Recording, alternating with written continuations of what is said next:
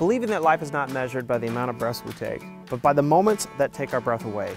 The artists of NorthWest Design Glass Studio create uniquely inspired glass creations. The artists are known for capturing the essence of life in each piece that they create, and visitors are able to become part of that experience by watching the artisans in action, which has made NorthWest Design Glass Studio a must-see attraction for those visiting Galena, Daviess County.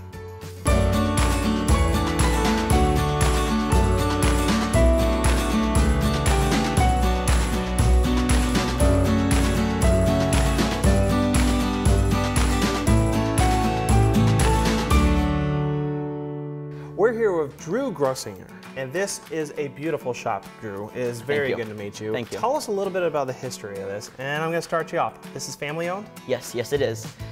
We actually started when I was 5. I took my first glass bead making class here in Stockton, and I taught my dad, and then we taught my mom, and then we've got interested into the glass fusing and the lamp work, which is a technique of glass blowing.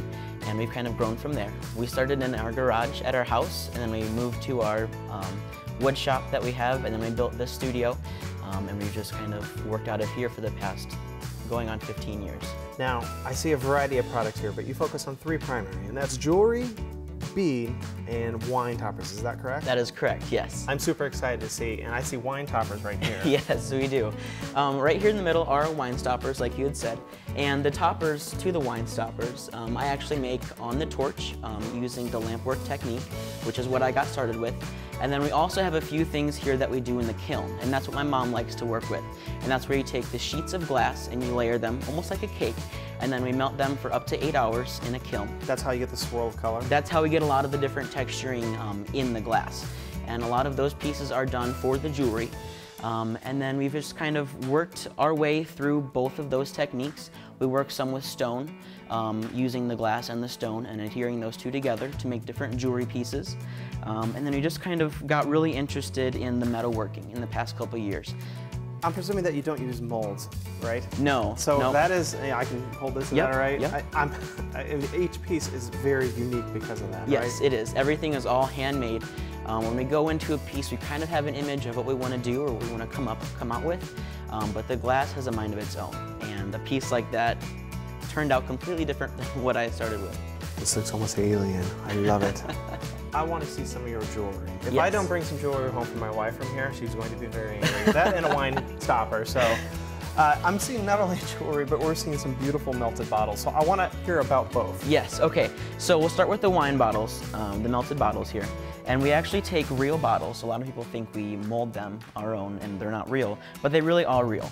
And we like to use the painted labels because those will hold up in the kiln, because we do bring the glass up to 1400 degrees.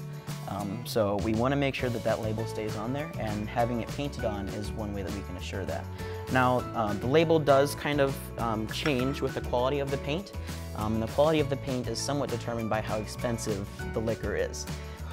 So yeah, that's just kind of an interesting little hint that we've learned. We sometimes buy the bottle by the label, so yep. That's interesting. So instead of sticker label, if I go for the painted label, I'm going to know they invested more. Yes, yep, because they want to have at least the marketing of their wine. That's good to know. Some of our signature pieces, we're going to go see over there. Lead the way, please. Alrighty. Sir Drew. So right here is just one side of our fused glass pieces. And right here in the middle tray is what we call dichroic.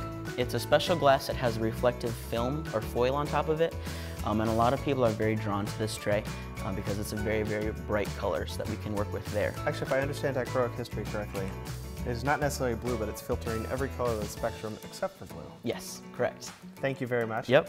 A little scientific knowledge goes a long way. It's good bar talk. And then we kind of have different colored trays, so if people are really looking for a certain color, they can come to that tray and look. But then some of our new pieces that we're really proud of or working with are the keys.